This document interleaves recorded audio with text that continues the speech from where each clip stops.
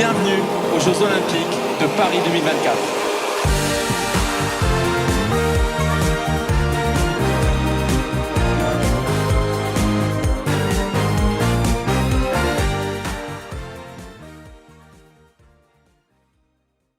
En ce lundi 29 juillet, on s'éloigne de Paris. Direction le stade nautique de Vers-sur-Marne, théâtre des épreuves d'aviron. Un endroit que je connais bien, puisque j'allais y faire du vélo en famille quand j'étais petit. Et je dois dire que sous sa forme olympique, avec tous les tribunes et stands installés pour l'occasion, le lac est méconnaissable. En parlant de stand, une photo avec la torche olympique s'impose, aux côtés de Talal, un ami qui se trouve également sur place et qui détient, je pense, le record du plus grand nombre d'épreuves assistées depuis les tribunes pendant ces Jeux Olympiques et Paralympiques. Par un soleil de plomb, en compagnie de deux de mes amis, et sous les yeux de ces quelques spectateurs improbables mais très bien placés, il est temps pour les courses de débuter. Clairement, l'aviron n'est pas le sport le plus pratique à suivre sur place. Nous ne pouvons voir directement les rameurs en action que sur à peine 20% de la distance à parcourir et sommes obligés de suivre le reste sur les grands écrans, heureusement disposés un peu partout le long du lac. The Netherlands have seized the lead now. In fact, just as I say, they're trading places with just about every stroke. The Netherlands at 40 strokes per minute. We've got the USA at 38, underrating them slightly. This Dutch crew here, silver medalists last year, as I said, they've had medals. Au moment de me diriger vers la sortie, un concert improvisé par quelques personnes attire ma curiosité.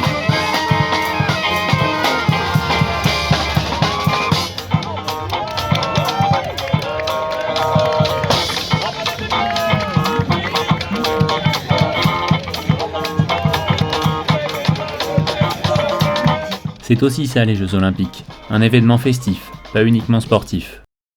Nous voici le mardi 30 juillet, jour des finales du tournoi féminin de rugby. Un événement auquel j'ai souhaité assister en espérant voir la France y décrocher une médaille. Malheureusement, avant même de rentrer dans le stade, je sais que ce ne sera pas le cas, puisque les Bleus ont été éliminés la veille en quart de finale par le Canada, et ne pourront faire mieux que 5e.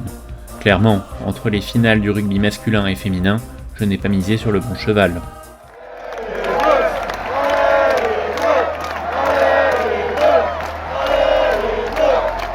Les Bleus remportent tout de même leurs 2 matchs de classement, avec quelques beaux essais à la clé, notamment celui-ci.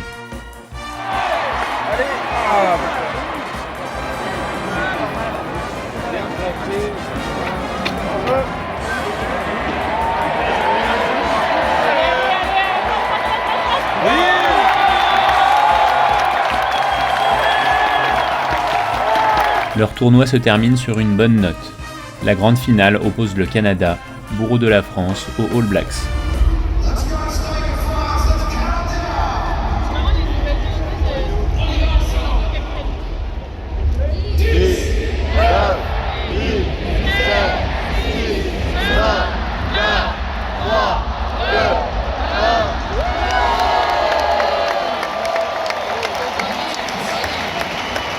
Malgré une belle résistance des Canadiennes, comme souvent au rugby, à la fin, ce sont les Blacks qui gagnent, sur le score de 19-12.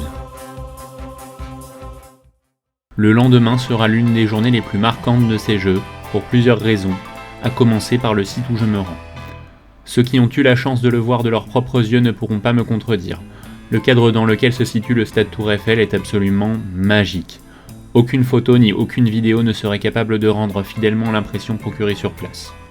Il y a du beau monde dans les tribunes ce jour-là, notamment le rappeur américain Snoop Dogg. Sur le terrain, la France est bien représentée, avec 2 paires féminines engagées.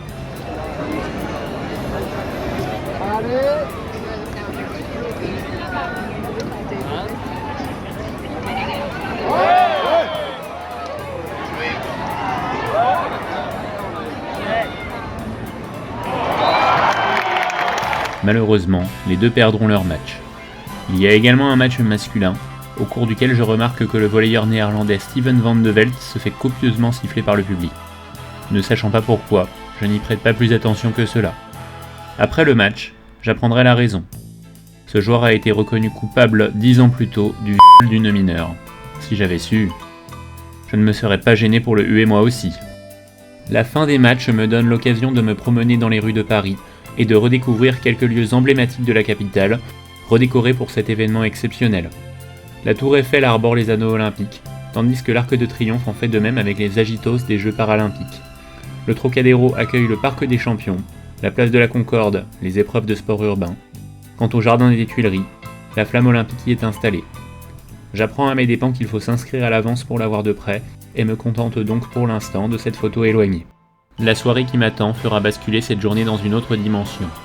Direction le Club France, lieu de rassemblement des supporters français, avec mon ami Romain, que je retrouve sur place. Au programme ce soir, les finales du 200 mètres papillon et du 200 mètres brasse, dans lesquelles notre compatriote Léon Marchand est engagé. Les images que vous vous apprêtez à voir se passent de commentaires.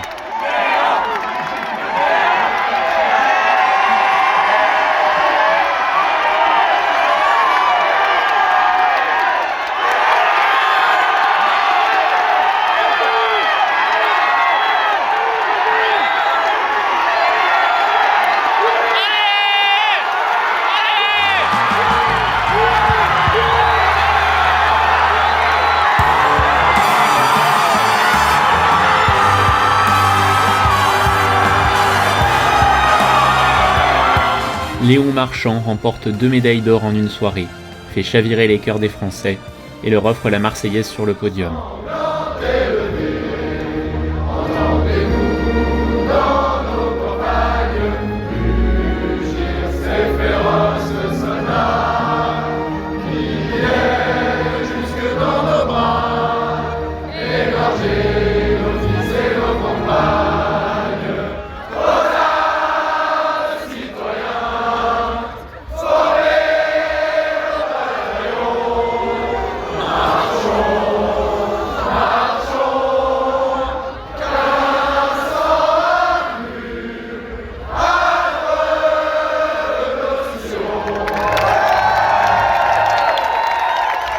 Grâce à lui, la France passe même en tête du tableau des médailles pendant 7 petites mais mémorables minutes.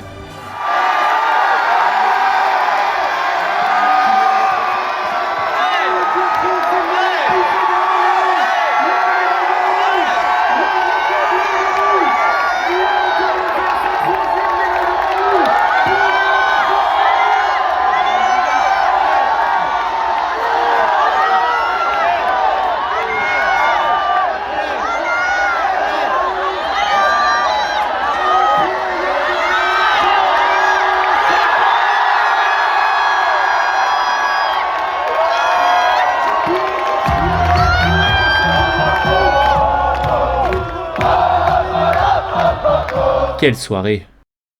Le lendemain, rendez-vous à l'Arena Paris Sud 4 avec l'un des autres chouchous bleu-blanc-rouge, le pongiste Félix Lebrun, qui dispute son quart de finale contre le Taïwanais Lin. L'un de mes moments les plus mémorables de ces jeux. Non seulement car le match est âprement disputé par les deux joueurs qui se rendent coup pour coup, mais surtout parce que le public, tout acquis à la cause du cadet de la fratrie Lebrun, joue parfaitement son rôle pour le pousser à dépasser ses limites.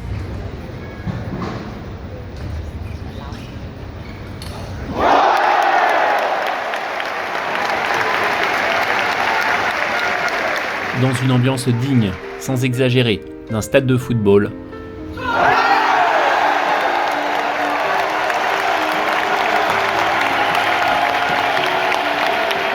Félix finit par décrocher sa qualification en demi-finale, en l'emportant par 4 manches à 3.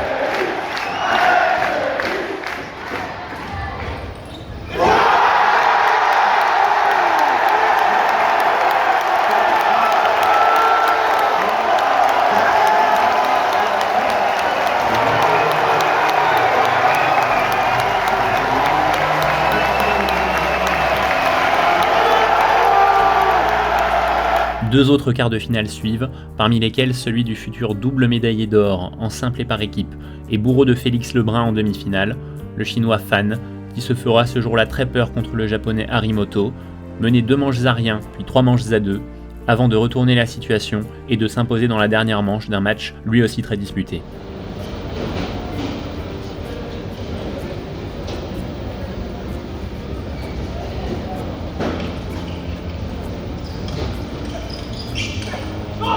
Dès que les qualifiés sont connus, direction le Club France pour rester dans l'ambiance olympique et y retrouver quelques amis, autour d'une bonne bière évidemment. Pas d'exploit français ce soir-là, mais Léon Marchand est encore à la star de la soirée, en remportant facilement sa demi-finale du 200 mètres 4 nages, pour le plus grand bonheur des supporters postés devant l'écran géant. La finale, elle, est programmée le lendemain soir. Ce vendredi 2 août, retour à Paris Sud, mais cette fois-ci à l'Arena 1, hôte des matchs de volley-ball. Celui du jour oppose la Seleção brésilienne aux Pharaons égyptiens.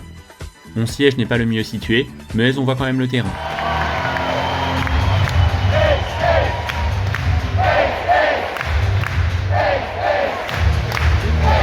Malgré la distance qui les sépare de Paris, les supporters brésiliens se sont déplacés en masse pour soutenir leur équipe, le sport étant très populaire dans leur pays. On se serait presque cru aux Jeux de Rio 2016.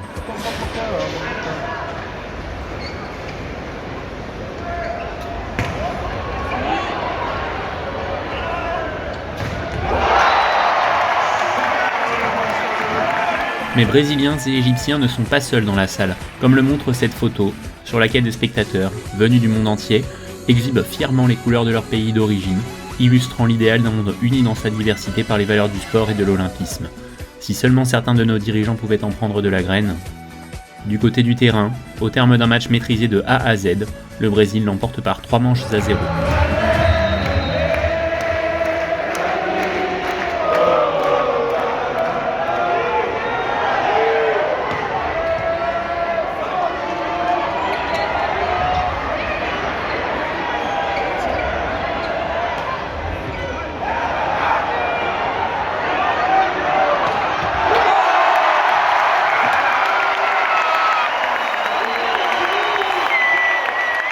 Le soir, pendant que les sportifs français nous font rêver, avec les médailles d'or de Teddy Riner en catégorie poids lourd, de Léon Marchand, encore lui, sur le 200 mètres 4 nages, la médaille de bronze de Florent Manodou sur le 50 mètres nage libre, et, surtout, l'historique triplé en BMX masculin, de mon côté, la soirée est calme. Un peu de repos pour garder de l'énergie dont j'aurai besoin pour repartir le lendemain. Dans le prochain épisode, des sports peu connus, des enceintes mythiques, et un record du monde.